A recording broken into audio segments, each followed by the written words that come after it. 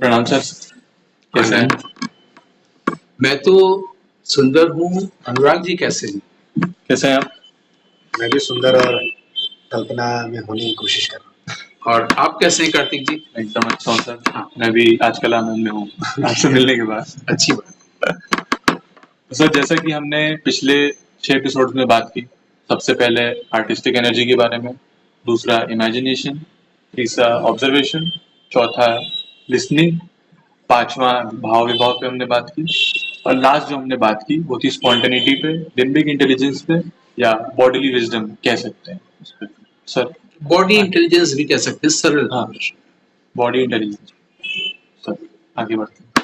क्योंकि लोग हमेशा इंटेलिजेंस को ब्रेन से लेते हैं, हमारी बॉडी में भी इंटेलिजेंस है, इस पर कम ध्यान देते हैं। तो बॉडी में इंटेलिजेंस है, इसके लिए हम लोगों ने कल बात की थी कि हम लोग का या अभिनेता का अभिनय स्वतः स्फूर्त कैसे हो सकता है, स्पॉन्टेनियस कैसे हो सकता है। तो स्पॉन्टेनियस वही होगा जो इंस्टेंटेनियस होगा अभी इसी समय, इसको तत्क्षण कहते हैं। और वो उस तरह की मति हम लोग की होगी तो जिसको प्रत्युत्पन्न मति कहते हैं, है ना, कि अचानक से आपने बोला कोई बात कौन थी और तुम तुरंत मतलब आई और तुरंत दिख भी गई। तो ये तो भगवान कर सकता है, जिसके लिए कुरान शरीफ में एक अरेबिक फ्रेज है कि कुन फाया कुन, कि जैसे बाइबल में कहा गया there let there be light और देयर वाज लाइट। तो भगवान ने चाहा कि ये हो और हो गया। ये जो हो और हो गया में कोई फासला नहीं है, कोई वक्त नहीं है, कोई समय नहीं है, है ना। जैसे भगवान अगर यहाँ बैठे हैं, भगवान ने चाहा कि क्षीर सागर की मिठाई हो तो क्षीर सागर की मिठाई हो, फासला उसी समय हुई, यानी तुरंत हुआ। और यही चीज वो एक्टर भी कर रहा है, या ऐसे एक्टर की कल्पना भरत मुनि कर रहे हैं, जो कि मुनि है, ऋषि मुनि है। वो ईश्वर के घर से आ रहे हैं, ईशावास्यमिदम्, है ना। तो ईश्वर का जहाँ वास है वहां से वो बोल रहे हैं ना, ब्रह्मा उनको करवा रहे हैं। ईश्वर ही जब नाट्यशास्त्र नाट्यवेद बता रहे हैं, वो ऐसे अभिनेता की कल्पना कर रहे हैं जो कि उसको क्या बोलते हैं जो आजकल आप लोग के सोशल नेटवर्क में चलता है, अवतार। अवतार मतलब वो राम का एक्टिंग कर रहे हैं, तो आपको राम के अवतार तक ले जा रहे हैं भरत, कि आप जो चाह रहे हैं वो तुरंत उसी वक्त हो जाए। जाहिर सी बात इसमें इमेजिनेशन आई है और बाकी बाकी चीजें भी आ गई। तो ये कोई एक्टर कैसे करता है? ये तो कोई जादूगर कर सकता है, जो कि आंख का वो होता है क्या होता है, भ्रम भ्रम। तो जादूगर तो गया, तो यानी सच नहीं है, लेकिन ईश्वर करता है, जिसको चमत्कार कहते हैं। चाह और हो गया, उसने चाह कि दुनिया हो, दुनिया बन गई। जैसे उन्होंने कहा कि ये तुम्हारे नाट्यशास्त्र जो है अपने 100 पुत्रों को सिखा दो, तो भरत मुनि ने कहा कि मैंने सिखा दिया, अब मैं प्रयोग कैसे करूं बताइए। तो 100 पुत्रों को कब सिखाया ये नहीं लिखा है। कोई पूछ सकता है ना, 100 पुत्रों को जब ड्रामा पूरा ड्रामा सिखाया तो 1 महीना लगा कि 40 दिन लगा कि 2 साल लगा, क्यों लगेगा? उन्होंने कहा हो और हो गया। तो ये जो हो और हो गया कि में जो समय नहीं है, जो स्पॉन्टेनिटी की हम लोग बात कर रहे हैं, जो लिम्बिक विजडम से आता है या इमेजिनेशन से आता है या इंस्टेंटेनियस होने से आता है, उसके लिए एक एक्सरसाइज है, उसको कहते हैं लिसनिंग एक्सरसाइज। जो एक बार हम लोगों ने आर्ट ऑफ लिसनिंग की बात की थी, सुनने से ये होता है। सुन के अजीब लग रहा है ना कि सुनने से स्पॉन्टेनिटी आती है। तो हम लोग अभी एक्सरसाइज करेंगे तो उससे ये सिद्ध हो जाएगा, पहले बोलने से नहीं होगा, एक्सरसाइज से सिद्ध हो जाएगा। तैयार हैं आप लोग? अब सुनने की एक्सरसाइज करेंगे। सोचिए, एक तो सुन सुन के आदमी सुबह से रात तक बोर हो जाता है, पापा कुछ कहते हैं, मम्मी कुछ कहती हैं, और भाई बहन कुछ कहते हैं, सड़क में इतनी आवाजें, अब और क्या सुने। जाहिर है कि ये सुनना जरूर कुछ अलग होता होगा, लेकिन इतना तो तय है कि कोई बोलेगा तो सुनेंगे आप। जैसे ये किया तो आवाज आई तो आपने सुना, तो मैं कुछ बोलूंगा आप दोनों सुनेंगे, बस इतना ही करना है आपको। ठीक है, रेडी? तो आपके सिर के ऊपर वो सब मच्छर, आप देखो कई बार आप पार्क वार्क बैठते हैं, बहुत सारे मच्छर आ जाते हैं, है ना। तो अभी आपके सिर के ऊपर वो मच्छरों का समूह समूह डरा है। कि मैंने बोला, आपने सुना, आपने सुना। अब आपको ऐसे सुनना है, आप हमें बोलिए ये बात, सर आप जैसे पार्क में बैठे हुए हैं, नहीं, आप कहीं बोलिए कि आपके सिर के ऊपर जो भी जो मैंने बोला। सर आपके सिर के ऊपर बहुत सारे मच्छरों का समूह है। हाँ यार, तो मैंने सुना ना। और आपने इससे पहले कैसे सुना था? मैंने अभी थोड़ी देर पहले। जी। अब समझ में आ गया कैसे सुनना है। Spontaneity। स्पॉन्टिनिटी तो बाद में आएगी, पहले आप जब सुनेंगे तो स्पॉन्टिनिटी अपने आप हो जाएगी अगर ऐसे सुना जाए तो। बिल्कुल। ठीक है, आपके बाएं कंधे पर कॉकरोच। ठीक है। हाँ, अच्छा, आप थोड़ा सा डिसाइड भी करने लगे थे कि दायां बाजू में से कौन पर इधर भी देखा। हाँ, अब यानी आपने पकड़ लिया कि आपको कैसे सुनना है। अब देखिए, मैंने बोला और आपने सुना, बीच में कोई वक्त हट जा रहा है, स्पॉन्टेनिटी आ रही है, एक्शन आ रहा है, क्योंकि रंगमंच पर हमेशा एक्शन देखना चाहता है। एक जगह खड़े खड़े आप डायलॉग बोलेंगे तो लोगों को नहीं अच्छा लगता है, इसलिए जो डायरेक्टर होता है, इसको नहीं होना चाहिए, वो आपको मूव करवाता है। यहाँ से बाएं मुड़ो, 7 कदम चलो, आगे से कोई जरूरत ही नहीं है। देखिए, स्पॉन्टेनिटी और एक्शन दोनों वैसे ही हो रहा है जैसे कि ऐसा हो और हो गया। टू बी और बिकम, तो वो आया कि नहीं, कून फाया कून, कि ऐसा हो और हो गया। आपने आपने आपने खट से ऐसे देखा, बीच का टाइम नहीं। ऐसा हो कि आपका गर्दन कॉकरोच से देखे और हो गया, आप भगवान के लेवल पे आ गए, भरत मुनि की भाषा में। वो भी तो ऐसा कर रहे हैं, आप में आप भी वही कर रहे हैं। एक्टर इस जगह पर जो रखा है भरत मुनि ने, वो प्रूफ हो रहा है ना। तो आपकी पीठ जो है, अचानक आप फील कर रहे हैं कि जो सांड की बड़ी सी पीठ होती है, वो पीठ से टकरा रही है, आप भीड़ के जाम में फंसे। और अभी आपको पता नहीं था, जब पीछे मुड़कर देखा तो पता चला कि बहुत बड़ा सांड है। और जब वो देखा, देखने के बाद जब सामने देखा तो सामने भी एक सांड है, और उस सांड के सामने से प्रधानमंत्री की कार जा रही है, जिससे 20 कार जा रही गुजर रही है, एक के बाद एक, और आप मूव भी नहीं कर सकते। सामने भी सांड, पीछे भी सांड, अगल बगल खूब भीड़, और प्रोटोकॉल के लिए आप मूव भी नहीं कर सकते हैं, और कार जा रही है एक के बाद एक ही। अब यहाँ पर जो आप कर रहे हैं, अब आप हमें ऐसे देखिए, ये जो आप कर रहे हैं ये रंगमंची है। लेकिन अगर इसी वक्त अगर आप ये सोचे, क्योंकि जब आदमी सोचेगा भी कैसे ये सांड हटे, सांड तब हटेगा जब गाड़ियों को जाना बंद होगा, भीड़ रिलीज होगी।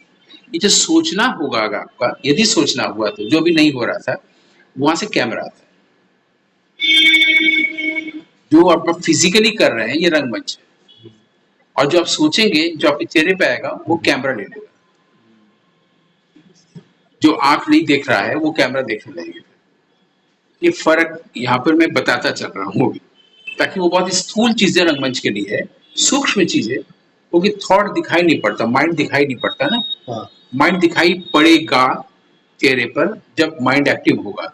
अभी माइंड तो इसी में फंस गया है, शरीर भी फंस गया है, माइंड भी फंस गया है। ये फर्क भी मैं बताने के लिए बीच में आप लोगों को रोका है ना। आगे मैं बोलूं, लिसनिंग चल रहा है, ठीक है। तो आपके दोनों पांव बहुत सुंदर हल्के गुनगुने पानी में डूबे हुए हैं।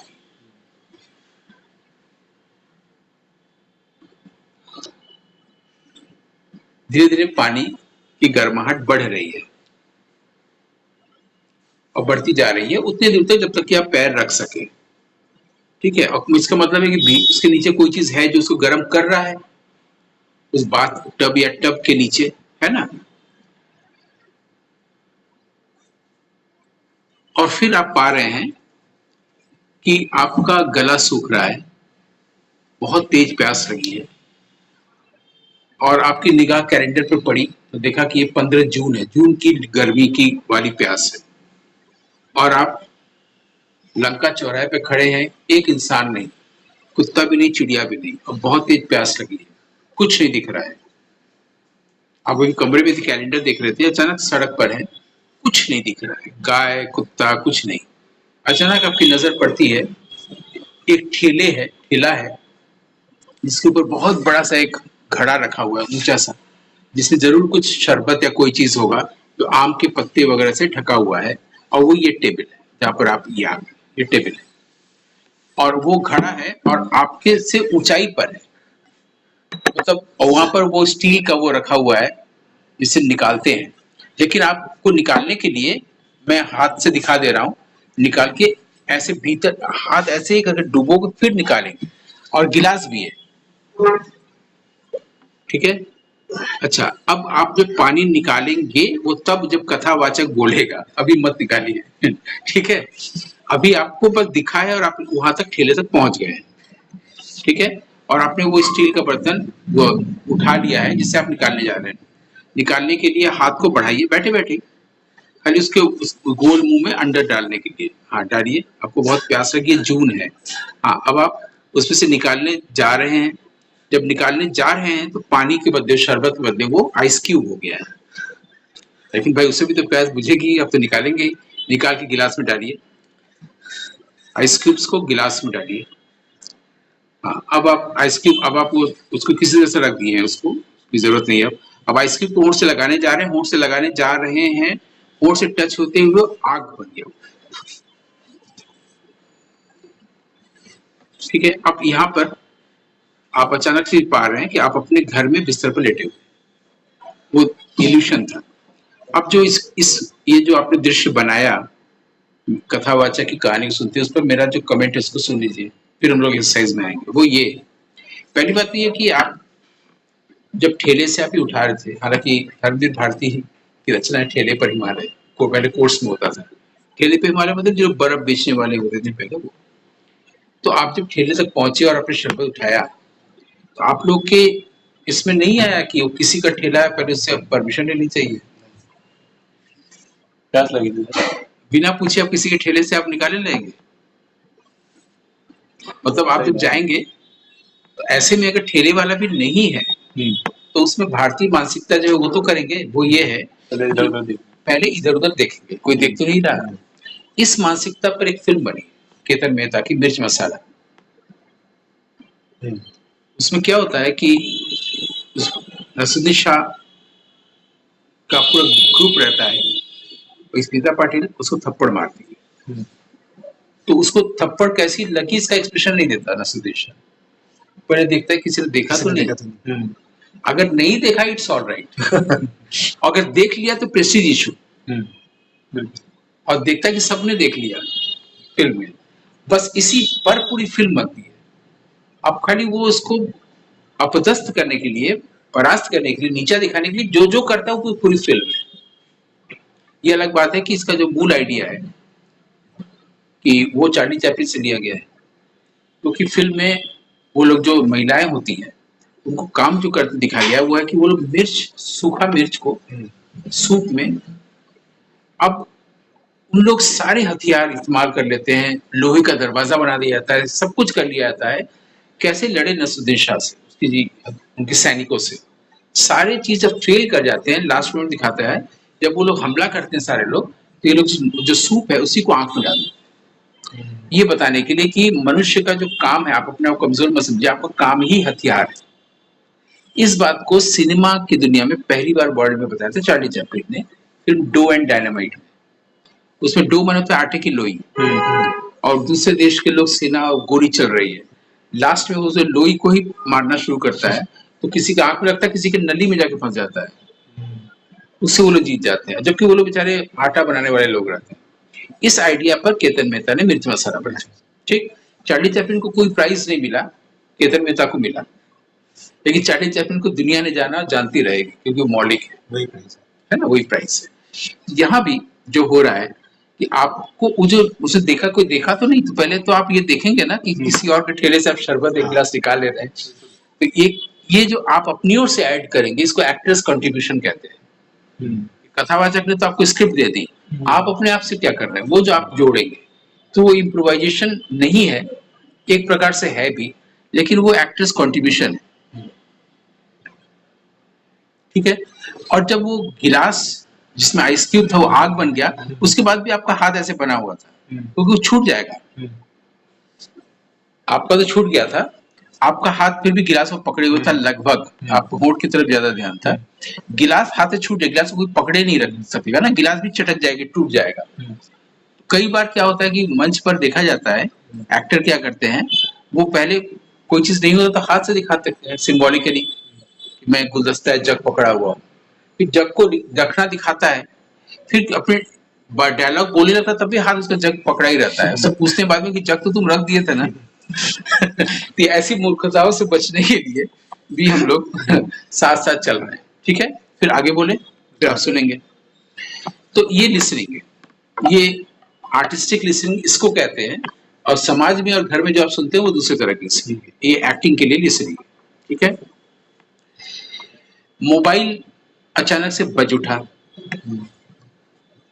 सबका अपना अपना मोबाइल बज उठा। कई बार क्या होता है, लोग उसको रिसीव सुनने जाते भी नहीं भी करते हैं ना। अब आप लोग की जो मर्जी, आप खुद देख लिए कि उसको किसका उठाना है किसका नहीं उठाना है। मोबाइल बज रहा है, ठीक है।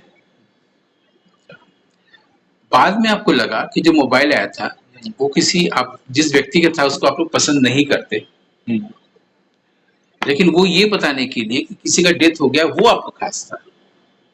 मतलब जिसकी सूचना आई वो अप्रिय था, उस व्यक्ति को वो आपके लिए अप्रिय है, लेकिन उसने आपके प्रिय के बारे में बताने के लिए फोन किया था।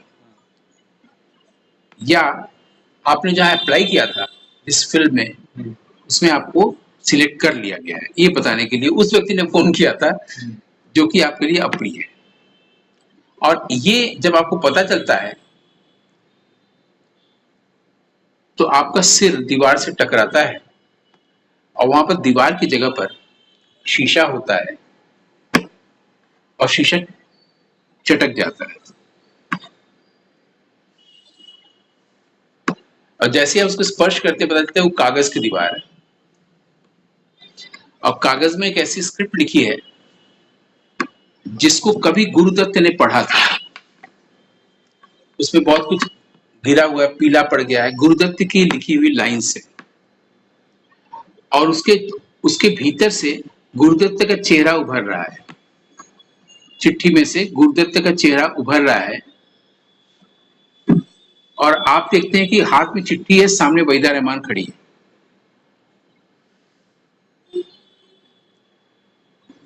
और आप चिट्ठी को हाथ में लिए हुए हैं जिसमें गुरुदत्त का चेहरा स्केच बना है और उसकी चिट्ठी है, सामने वहीदा रहमान को आप देख रहे हैं और अपने आप को किसी मॉल में पा रहे हैं, सिनेमा हॉल के अंदर। सिनेमा हॉल में स्क्रीन पर सिनेमा भी चल रहा है, वहीदा रहमान भी है, हाथ में चिट्ठी भी है और अगल बगल देख रहे हैं तो कुर्सियों में लोगों की जगह पर कई हाथी बैठे हुए हैं, छोटे छोटे हाथी अगल बगल, हर चेयर पर छोटे छोटे हाथी हैं, हाथी के बच्चे। पूरा हॉल हाथी के बच्चों से भरा हुआ है। और जब आप ऊपर निगाह की देखिए, छत है ही नहीं, वहां चांद दिख रहा है, पूर्णिमा का चांद। हाथ में गुरुदत्त की चिट्ठी और ऊपर पूर्णिमा का चांद और पांव जो है वो नदी की लहरों में है। और जाड़े का दिन है, जूते भीग गए हैं और पीछे से आपके कंधे पर कोई हल्के से दस्तक करता है, देखते हैं आपकी गर्लफ्रेंड आप लोगों को बुला रही है।